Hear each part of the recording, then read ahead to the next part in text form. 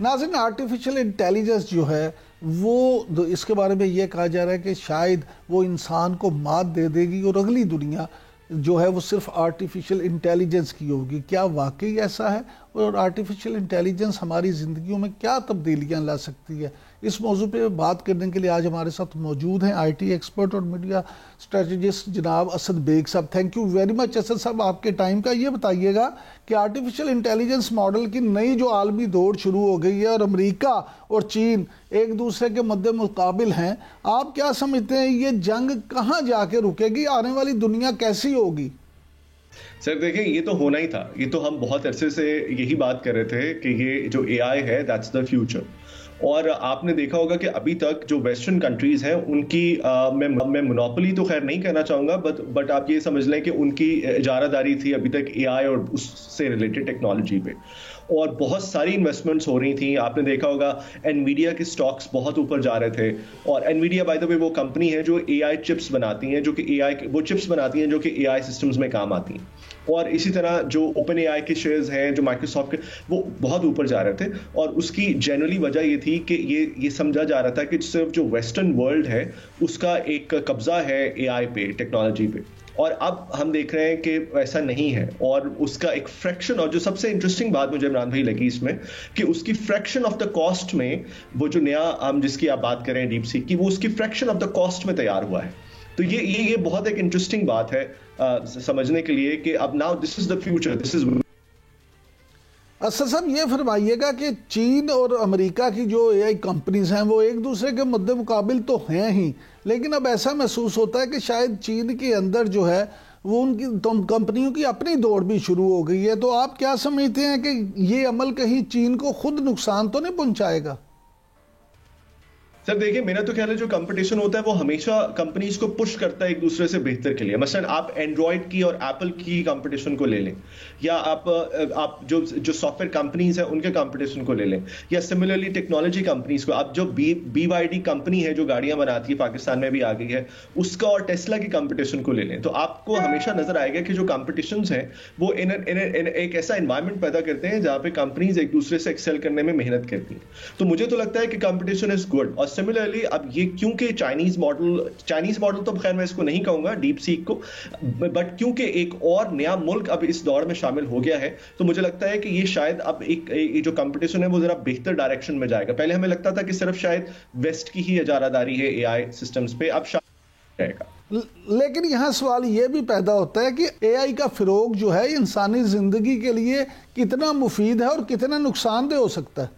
देखिए इमरान भाई, हर एक टेक्नोलॉजी के नुकसान होते हैं। हमने जब जहाज उड़ाने शुरू किए थे तो हमें अंदाजा हुआ कि हमने एक बहुत बड़ी टेक्नोलॉजी को वो जो इजाद कर लिया है, लेकिन फिर उसके साथ साथ हमने देखा कि प्लेन क्रैशेस भी अल्लाह माफ करे होते हैं, राइट। सो हर एक टेक्नोलॉजी का फॉल आउट होता है। ये जो आप जिस एआई की बात कर रहे हैं सर, इसको अंग्रेजी में कहा जाता है कि ये फोर्थ इंडस्ट्रियल रेवोल्यूशन है, यानी कि ह्यूमन दौर में अभी तक जो इंडस्ट्रियल जो रेवोल्यूशंस आई हैं उसमें से ये चौथी है, और इससे बहुत सारी चीजें ऑटोमेट हो जाएंगी। अब इसका फॉल आउट भी है और इसका फायदा भी है। इसका फॉल आउट ये है कि बहुत सारी चीजें ऐसी हैं, बहुत सारी जॉब्स ऐसी हैं जो कि एक्चुअली एआई से रिप्लेस हो जाएंगी। मसलन वर्ल्ड इकोनॉमिक फोरम ने एक बहुत बड़ा नंबर दिया है 25-25 के आखिर में, जो कि जॉब्स पूरी दुनिया से खत्म होंगी एआई सिस्टम्स की वजह से। लेकिन उसके साथ साथ एआई सिस्टम्स जो प्रोसेसेस हैं उनको बहुत ज्यादा इंप्रूव करेंगे। आई थिंक इमरान भाई, एक बात जो बहुत इंटरेस्टिंग है पाकिस्तान में देखने वाली, कि शायद मीडिया इससे कितना इफेक्ट होगा, कंटेंट प्रोडक्शन में, जर्नलिज्म में और बाकी जगहों पे इसका कितना रोल हो सकता है, और क्या रोल हो सकता है मोस्ट स्पेसिफिकली। आप क्या समझते हैं कि हमारी मीडिया इंडस्ट्री पर एआई का क्या असर होगा? देखिए, अभी तक तो जो इमरान भाई हमने देखा है एक सब्सटैंशियल फर्क पड़ रहा है पूरी दुनिया में एआई सिस्टम्स की वजह से। बहुत सारे ऐसे कंपनीज हैं, मीडिया ऑर्गेनाइजेशंस हैं जिन्होंने ये टेक्नोलॉजीज को अडॉप्ट किया है। हमारे यहाँ से मैं सिर्फ पाकिस्तान की बात इसलिए नहीं करता बिकॉज हमारे ये जो 3-4 ममालिक हैं इस रीजन में, पाकिस्तान, इंडिया, बांग्लादेश, श्रीलंका, ये मिलते जुलते हैं हमारे। हमने ये जनरली नोट किया है कि अब यहाँ पे बहुत ज़्यादा इन्फ्लक्स होगा अगले 5 साल में मीडिया के अंदर एआई सिस्टम्स का। और उसमें ज़्यादा ज़रूरी इमरान भाई बात ये है कि जो जो सिस्टम्स जिस तरह के आएंगे उसमें हम अंग्रेजी में कहते हैं कि एक एम्पैथी के साथ उसको चलाना पड़ेगा। उसका मतलब ये है कि हम इस तरफ नहीं जा सकते, हम बिल्कुल इस तरफ नहीं जा सकते कि हम मैसिव लेवल पे फायरिंग करना शुरू कर दें और एआई सिस्टम्स को ह्यूमन से रिप्लेस करना, ये बिल्कुल नहीं होगा और ये होना भी नहीं चाहिए। तो हाँ, हमारे यहाँ जो सिस्टम होना चाहिए और जो मुझे लगता है होगा भी, वो जिसको हम एम्पैथी बेस्ड सिस्टम्स कहते हैं कि ह्यूमंस को एम्पावर करने के लिए एआई इस्तेमाल हो, ना कि उनको रिप्लेस करने के लिए। और जब तक हम ये करेंगे तब तक ही हम कामयाब रहेंगे। अगर हमने ये सोचना शुरू कर दिया मीडिया में, स्पेसिफिकली पाकिस्तान में, कि एआई सिस्टम्स रिप्लेस कर लेंगे ह्यूमंस को, तो मेरा नहीं ख्याल कि कोई बहुत अच्छा वो हमारे लिए तजर्बा होगा। अच्छा असद, ये बताइएगा कि हमने देखा कि प्रिंट मीडिया से शिफ्ट हुआ इलेक्ट्रॉनिक मीडिया की तरफ, इलेक्ट्रॉनिक मीडिया से शिफ्ट हुआ सोशल मीडिया की तरफ, तो आप क्या समझते हैं कि सोशल मीडिया जो है उस पे एआई के क्या असरात होंगे? देखिए, फर्क तो ऑलरेडी पड़ रहा है। आप हमारी जितनी भी टाइमलाइंस हैं वो एआई पावर्ड हैं। एआई डिसाइड करता है कि हमें क्या नजर आएगा। जो आप स्टोरीज बनाते हैं और पोस्ट करते हैं अपनी टाइमलाइंस पे, वो एआई बेस्ड एल्गोरिदम्स डिसाइड करते हैं कि किन लोगों को नजर आएंगी और किन को नहीं नजर आएंगी, और किसको बीबीसी की स्टोरी नजर आएगी, किसको जीएनएन की स्टोरी नजर आएगी, किसको जियो की स्टोरी नजर आएगी। तो ये सारे अभी भी एआई बेस्ड सिस्टम्स ही डिसाइड कर रहे हैं। मेरा इसमें मानना यह है इमरान भाई कि हम थोड़ा सा अब अगले 5 सालों में, अभी तो हम डिस्ट्रीब्यूशन का काम कर रहे हैं एआई से, हम कंटेंट प्रोडक्शन की तरफ भी जाएंगे। और इसमें बाय द वे काफी हमने काम करने की, मैंने पर्सनली काफी काम करने की कोशिश की है न्यूज रूम्स में, स्पेसिफिकली श्रीलंका में, कि जहां पे हमने एक्सपेरिमेंट किया है कि एआई बेस्ड सिस्टम्स किस तरह एम्पावर कर सकते हैं ज्यादा बेहतर तरीके से कंटेंट प्रोडक्शंस। और अभी तक वो जो तजर्बात हैं वो बड़े कामयाब रहे हैं। तो आई होप, मैं ये विश ही कर सकता हूं कि पाकिस्तान में भी इसी फिलॉसफी को आगे लेके चला जाए, ना कि इस फिलॉसफी को लेके चला जाए कि एआई सिस्टम्स कंप्लीटली रिप्लेस कर लें ह्यूमंस को। ये बताइएगा कि आर्टिफिशियल इंटेलिजेंस मॉडल की नई जो आलमी दौड़ शुरू हो गई है और अमेरिका और चीन एक दूसरे के मद्दे मुकाबिल हैं, आप क्या समझते हैं ये जंग कहाँ जाके रुकेगी? आने वाली दुनिया कैसी होगी? सर देखिए, ये तो होना ही था। ये तो हम बहुत अरसे से यही बात कर रहे थे कि ये जो एआई है दैट्स द फ्यूचर।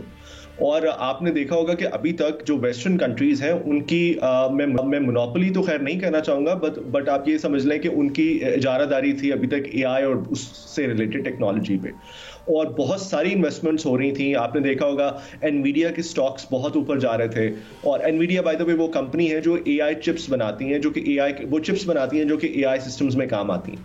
और इसी तरह जो ओपन एआई के शेयर्स हैं, जो माइक्रोसॉफ्ट के, वो बहुत ऊपर जा रहे थे। और उसकी जनरली वजह ये थी कि ये समझा जा रहा था कि सिर्फ जो वेस्टर्न वर्ल्ड है उसका एक कब्जा है एआई पे, टेक्नोलॉजी पे।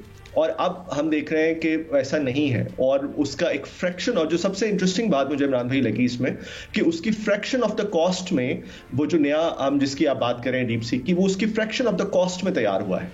तो ये बहुत एक इंटरेस्टिंग बात है समझने के लिए कि अब now this is the future, this is. Asad साहब, ये फरमाइएगा कि चीन और अमेरिका की जो एआई कंपनीज हैं वो एक दूसरे के मद्दे मुकाबिल तो हैं ही, लेकिन अब ऐसा महसूस होता है कि शायद चीन के अंदर जो है वो उनकी कंपनियों की अपनी दौड़ भी शुरू हो गई है। तो आप क्या समझते हैं कि ये अमल कहीं चीन को खुद नुकसान तो नहीं पहुंचाएगा?